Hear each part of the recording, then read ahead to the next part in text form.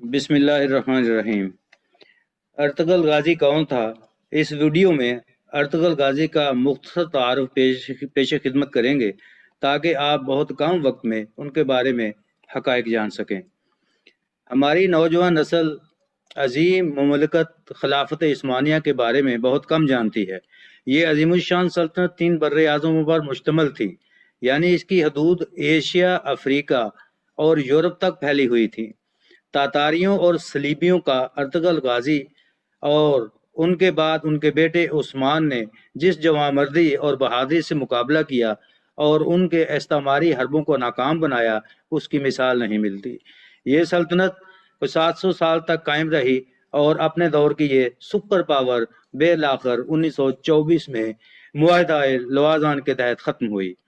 دراصل سلطنت عثمانیہ کے حقیقی بانی ارطغرل غازی ہی ہیں۔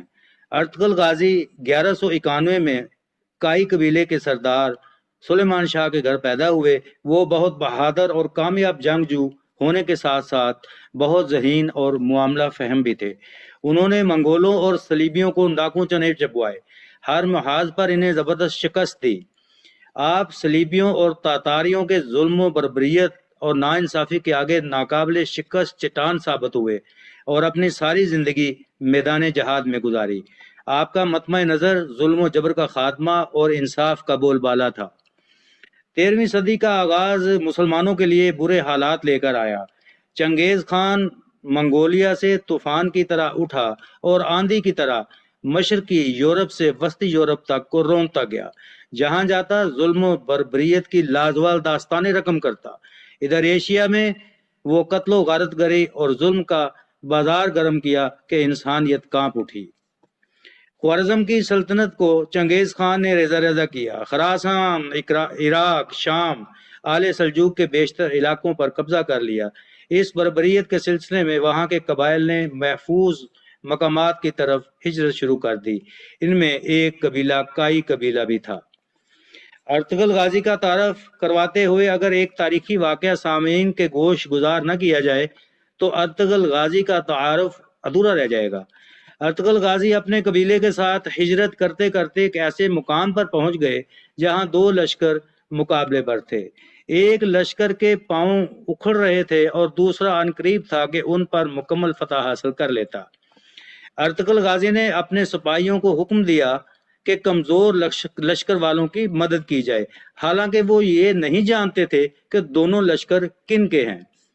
اپنے 400 سپاہیوں کے ساتھ وہ بڑے اور فتح یاب ہوتے ہوئے لشکر پر ایسے ٹوٹ پڑے کہ انہوں نے اس بھاگنے میں ہی اپنی عافیت سمجھی۔ جنگ کا پانسا پلٹ گیا۔ ہارنے والے فتح یاب ہوئے اور بظاہر جیتنے والے جنگ ہار گئے۔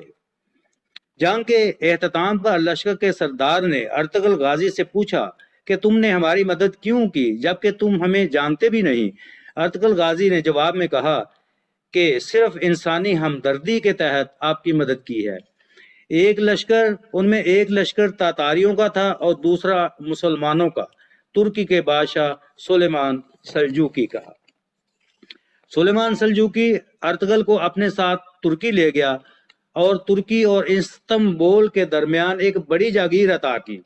اس طرح وہ تاتاریوں اور رومیوں کے حملوں سے اپنے آپ کو محفوظ کرنے میں بھی کامیاب ہوا۔